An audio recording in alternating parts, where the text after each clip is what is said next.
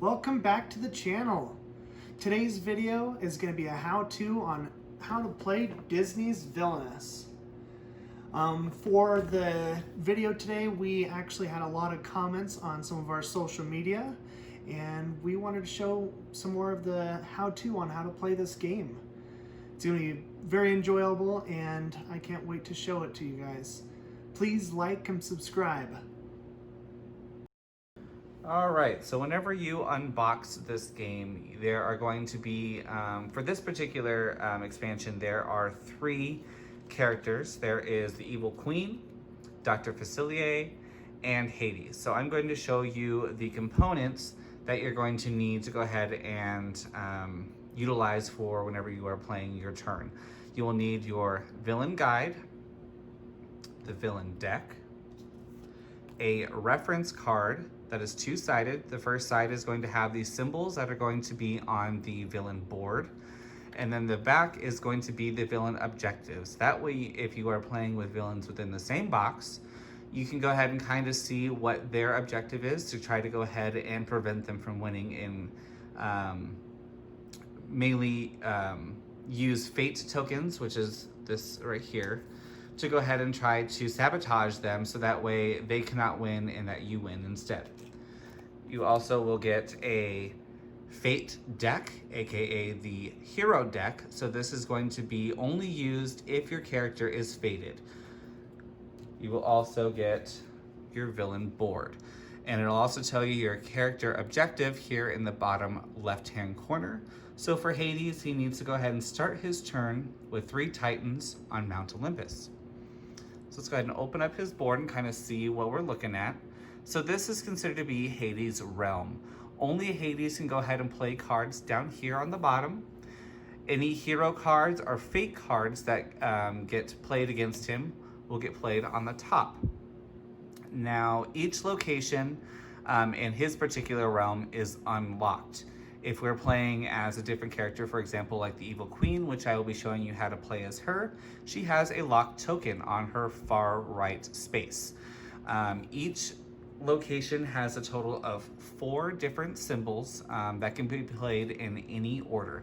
These are going to be shown on your action symbols reference guide.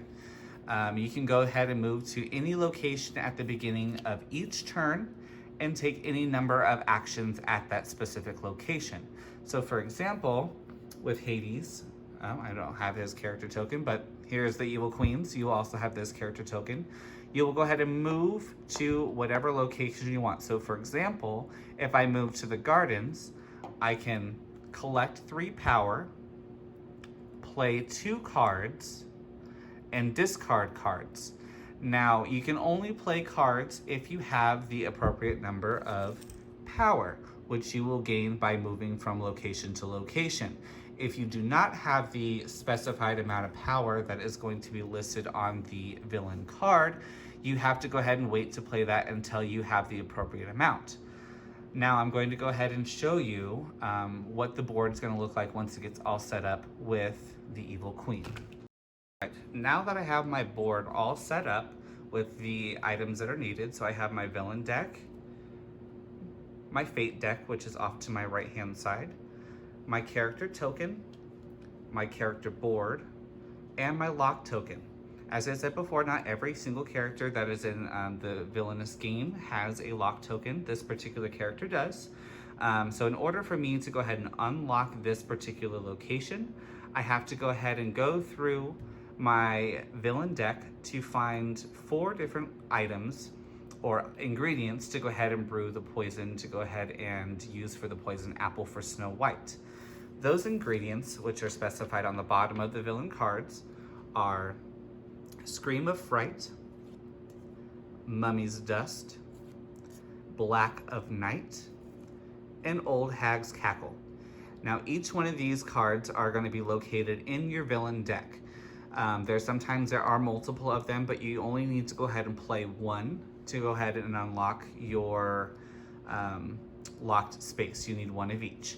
If you do happen to go ahead and play another one, so if you played another copy of Old Hag's Cackle, you may utilize the ability that's on the card, but you don't need to go ahead and store it off to the side like you do the first time. Now, in the top left-hand corner of each of these cards, you'll see a value. This is going to be the value of power that you will need to go ahead and accumulate to go ahead and play the card from your hand. So for example, if I wanted to go ahead and play this Scream of Fright, I would need to go ahead and collect 2 power from the supply to go ahead and play that card. Now, whenever you play a item card or a ingredient for this particular character, they actually don't go down here like any other card. They get placed off to the side. To start your turn, you'll want to go ahead and shuffle your villain deck, draw the top 4 cards of that deck, and then this is going to be your hand. You have a hand limit of 4 cards whenever you're playing this game. At the end of your turn, whatever amount of cards that you have played, you'll want to go ahead and redraw up to that amount, so you have a total of 4. But here are my 4 cards that I have drawn off the top of my deck. Now it's going to be Take a Bite, Jealousy, the Magic Mirror, and the Huntsman. So the reason why we have these particular 4 cards to show you is because each card has a different style that it's played with. So like this one on the bottom. On the bottom of this card, it shows it's an effect, a condition, an item, and an ally. Now, whenever you are wanting to play these cards, so you'll have to go ahead and collect power. So to start off your turn, the way that I like to go ahead and do this is always move your character token first to any unlocked location. So let's say I want to go ahead and move to the mine.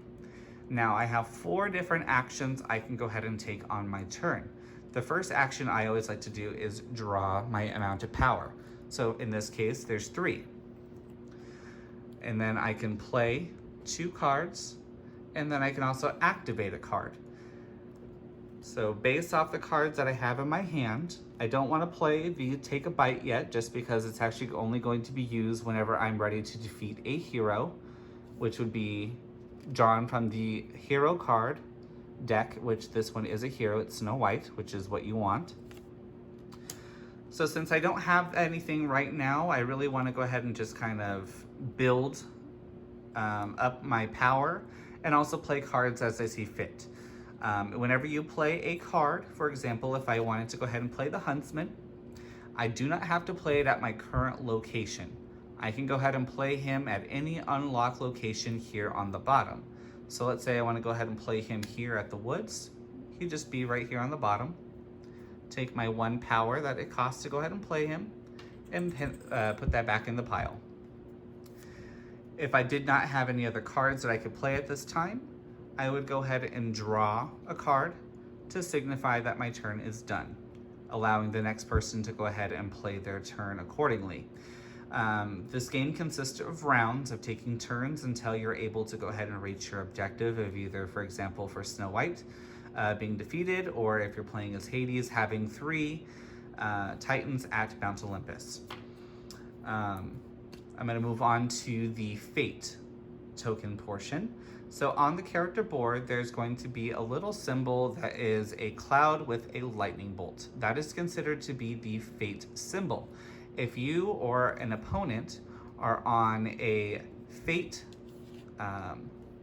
location, you may go ahead and Fate your opponent, which would mean that you take this white token and place it in front of the character that you have fated, meaning that they must now draw the top 2 cards of their white hero deck and then give it to the person who has fated them.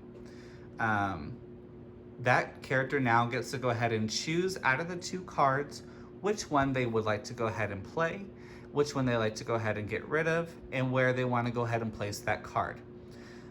Some cards that you draw, you won't be able to go ahead and play right away, like this Love's First Kiss. It's an effect, meaning that if I did not have any heroes that are already out, so if Snow White was not already out, I could not play this card because it gets equipped to a hero. Same thing with some of the items that are in there. So that card would get discarded. For example, if I would have only drawn a hero, 2 different hero cards, they would go ahead and choose between which 2 cards they would like to go ahead and play. Now, since I drew Snow White, she can only be played to the dwarf's cottage, even though it's locked. So she would just go here and just wait until I'm able to go ahead and unlock this particular location by getting all of my ingredients that were needed. Again, that was the Scream of Fright, the Mummy's Dust, Black of Night, and the Old Hag's Cackle. Once I have gathered all 4 of these ingredients, the lock token will go away, and now I'm able to utilize this particular location. Now, in order to win, however, I would need to go ahead and brew poison, which is an action that only is exclusive to the Evil Queen, which can be done at her laboratory location where I currently am. So, for example, if I had 4 power, I could take this power and go ahead and convert as much of or as little of this power into poison. Once it's turned into poison, it's no longer considered to be a power and cannot be used to play other cards from your hand. So what I would do is, let's say I want to go ahead and brew all 4, because it takes 4 poison to go ahead and get rid of Snow White, because she has a strength of 4. I would go ahead and brew that poison. Now with the cards in my hand, I have that Take a Bite. What I would want to do on my next turn, if I am not able to move right now, is I would go ahead and move to Snow White's location, play this card for free since it has a 0 value up here in the top left-hand corner, play the Take a Bite, brew the poison apple, so I take all 4 of my poison and put it back in the pot, and then she would have fallen into her deep sleep, and at that point, the Evil Queen would have won. And that is Disney's Villainous. Every character is completely different with their objective and their play style. Obviously, some may be harder than others. So if you definitely are interested in this game, I would recommend in possibly starting out with the base game, just because there are some easier villains in there to play with. But every expansion that they have, like this particular one, is an expand alone, meaning that you can go ahead and play this without having the original box set. However, you do have to play with 2 or more people. Every character, like I said, is a little bit different. Their boards are a little bit different with their attributes. This particular one has Evil Queen, Dr. Facilier, and Hades. I highly, highly, highly recommend this game if you are a Disney fan. It's a lot of fun to go ahead and play. What we typically do whenever we play in our household is we play this game and listen to Disney music and sing along, just because that's what grown-ups do with Disney music. I hope you enjoyed our little tutorial of Disney's Villainous. Please like and subscribe. Comment if you have any questions or need extra clarification, and on what kind of games that we should try next. Thank you.